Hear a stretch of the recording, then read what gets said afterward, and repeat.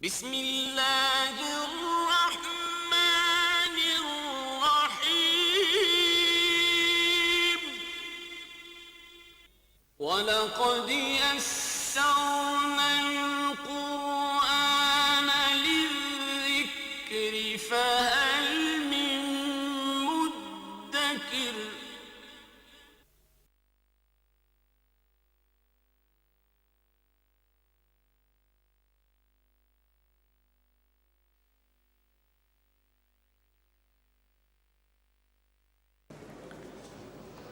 يا أيها الذين آمنوا لا تتخذوا اليهود والنصارى أولياء بعضهم أولياء بعض ومن يتولهم منكم فإنه منهم إن الله لا يهدي القوم الظالمين صدق الله العظيم رب اشرح لي صدري ويسر لي أمري واحلل عقدة من لساني يفقهوا قولي. اس رکوع میں بہت اہم مضمون آ رہا ہے. شروع میں اہل کتاب کے ساتھ دوستی اور ولایت کا تعلق. فرمایا یا ایھا الذین آمنوا لا تتخذوا اليہود والنصارى اولیاء. اہل ایمان یہود اور نصارہ کو دوست مت بناؤ، انہیں اپنا پشپنا، اپنا خیر خواہ، اپنا مددگار، اپنا سپورٹر ہرگز نہ سمجھنا. اور یہ ولی جو ہے یہ دلی تعلق کے لیے بھی آتا ہے، بڑا قریبی تعلق. بعضهم اولیاء بعض، یہ آپس میں ایک دوسرے کے دوست ہیں. اس آیت کے حوالے سے ایک کنٹروورسی جو اس دور میں شروع کی گئی ہے، اور کچھ لوگوں نے بڑی آسانی سے یہ کہہ دیا کہ یہ اس وقت کے لیے حکم تھا، حالانکہ اس کے اگلے الفاظ یہ بتا رہے ہیں کہ یہ اس وقت تو تھا ہی تھا، بدرجہ اولا ہے بعد کے دور کے لیے کہ جب وہ آپس میں ایک ہوں گے. اس لیے کہ حضور صلی اللہ علیہ وسلم کے زمانے میں وہ آپس میں ایک نہیں تھے، ان کے درمیان بڑی لڑائیاں تھیں، بڑی دشمنیاں تھیں. ہاں مسلمانوں کے خلاف کوئی معاملہ ہوتا تھا تو پھر ایک ہو جاتے تھے وقتی طور پر، ادروائز ان کے درمیان تو بڑی شدید بغض، عداوت، دشمنی اور لڑائیاں رہی ہیں اس سے پہلے. یہ کیفیت آج ہے کہ بعضهم اولیاء بعض، پورے طور پر یہ دونوں ایک ہو گئے. اور جو عیسائی دنیا ہے وہ پورے طور پر اب یہودیوں کے تابع ہے مختلف اسباب سے. اور اصل چیز تو یہی ہے کہ انہوں نے فرنگ کی رگے جہاں پنجہ یہود میں ہے، تو پنجہ یہود جو ہے اس کا شکنجہ عیسائی دنیا کے گرد، ویسٹ کے گرد، ظاہر بات ہے کہ وہ زیادہ تر عیسائی ہیں ویسٹ میں، بڑا سخت ہے. اسی لیے میں نے یہ عرض کیا تھا کہ امریکن پریزیڈنٹ جو ہے جارج بش، وہ بھی ہز ماسٹرز وائس کے مطابق انہی کی بولی بولتا ہے، اور جو کچھ وہ بیان دیتا ہے اصل میں وہ یہودیوں کی بات ہوتی ہے جو اس کی زبان سے نکلتی. تو اب اس وقت وہ بالکل ایک ہیں، بعضهم اولیاء بعض. تو یہ ابدی رہنمائی ہے، اور اس کا زیادہ اطلاق اس وقت ہوتا ہے، اس وقت بھی تھا یقیناً. بلکہ اب آگے ہم پڑھیں گے آیت کہ اس وقت کے نصارہ مسلمانوں کے حوالے سے بڑا نرم گوشہ رکھتے تھے. اے مسلمانوں، تم نصارہ کو پاؤ گے کہ وہ تم سے محبت میں اور مودت میں بہت زیادہ ہیں، دوسروں سے بڑھ کر ہیں. تمہارے لیے سافٹ کارنر ہے ان کے دلوں میں نصارہ کے. تو یہ جو حکم آ رہا ہے کہ دوست نہ بناؤ نہ یہود کو نہ نصارہ کو، اس کا زیادہ تعلق آج سے ہے، مسلسل ہے. اس کو یہ نہیں کہا جا سکتا کہ اس وقت ہے، اس وقت بھی تھا اور آج بھی ہے، اور آج پہلے سے بڑھ کر. وَمَن يَتَوَلَّهُم مِّنكُمْ فَإِنَّهُ مِنْهُمْ، تو جو کوئی تم میں سے ان کے ساتھ دوستی رکھے گا تو بس پھر وہ انہی میں سے ہے، اس کا شمار اللہ کے ہاں پھر انہی میں ہوگا. ان اللہ لا یہدی القوم الظالمین، اللہ تعالیٰ ایسے ظالموں کو ہدایت نہیں دیتا جو اللہ کا یہ واضح حکم توڑیں اور پھر بھی ان کے ساتھ دوستی کی پینگیں بڑھائیں، تو پھر ایسے ظالموں کو اللہ ہدایت نہیں دیتا.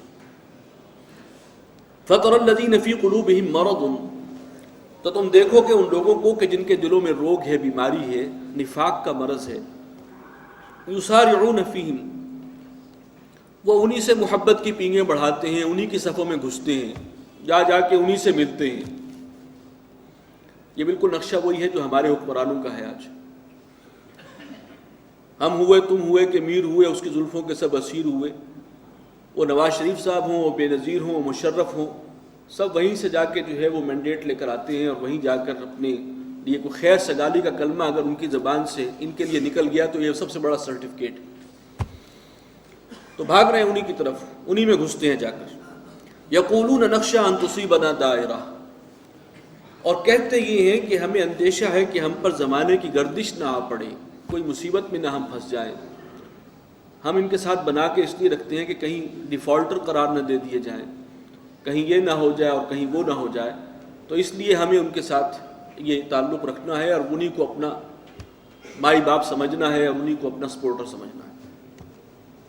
فَعَسَى اللَّهُ أَن يَأْتِيَ بِالْفَتْحِ، تو کوئی بعید نہیں کہ اللہ تعالیٰ ظاہر فرما دے فتح، مسلمانوں کو فتح مل جائے، فیصلہ کن، اور یہ یہود و نصارہ جو ہیں وہ ذلیل و خوار ہوں۔ او امر من عنده، یا اللہ تعالیٰ اپنی طرف سے کوئی اور فیصلہ صادر فرما دے۔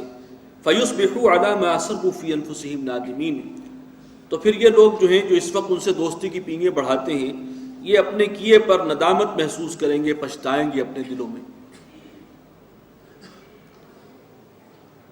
وَيَقُولُ الَّذِينَ آمَنُوا أَهَؤُلَاءِ الَّذِينَ أَقْسَمُوا بِاللَّهِ جَهْدَ أَيْمَانِهِمْ، اس وقت کہیں گے اہل ایمان یعنی سچے اہل ایمان کہ کیا یہ وہ لوگ ہیں جو قسمیں کھایا کرتے تھے بڑے زور شور سے، اِنَّهُمْ لَمَعَكُمْ، کہ وہ تمہارے ساتھ ہیں، یعنی پینگیں ان کے ساتھ بڑھاتے تھے محبت کی، اور مسلمانوں کو آ کر قسمیں کھا کھا کر یقین دلاتے تھے کہ نہیں وہ تو ہم ایسے ہی کوئی کاروباری سے تعلقات ہیں، ورنہ ہماری ساری ہمدردی تمہارے ساتھ ہیں، ہم تمہارے ساتھ شامل ہیں، ہمیں تم اپنوں میں سمجھو۔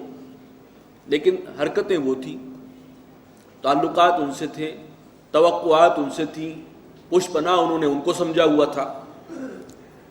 حبطت اعمالهم، ان کے تمام اعمال حقارت کا ضائع ہوئے، فاصبحوا خاسرین، اور یہ وہ لوگ ہیں جو خسارہ پانے والوں میں سے۔ یا ایھا الذین آمنوا من یرتد منکم عن دینہ،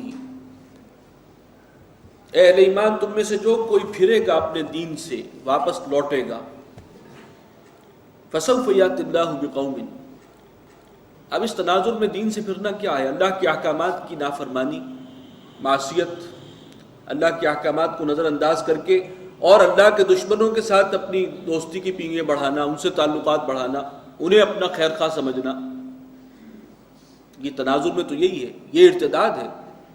یہ تو ایمان لانے کے بعد تم پھر کفر کی طرف واپس پلٹ رہے ہو، تمہارا رخ اب کچھ اور ہے، اب تمہارا قبلہ و کعبہ جو ہے وہ اللہ اور اس بیت اللہ نہیں ہے، بلکہ اس کے بیونڈ واشنگٹن کو تم نے اپنا قبلہ بنا رکھا ہے۔ تو یہ ارتداد ہے ایک معنی میں، قانونی طور پر تو ارتداد نہیں ہے، لیکن اصل کے اعتبار سے یہ کفر۔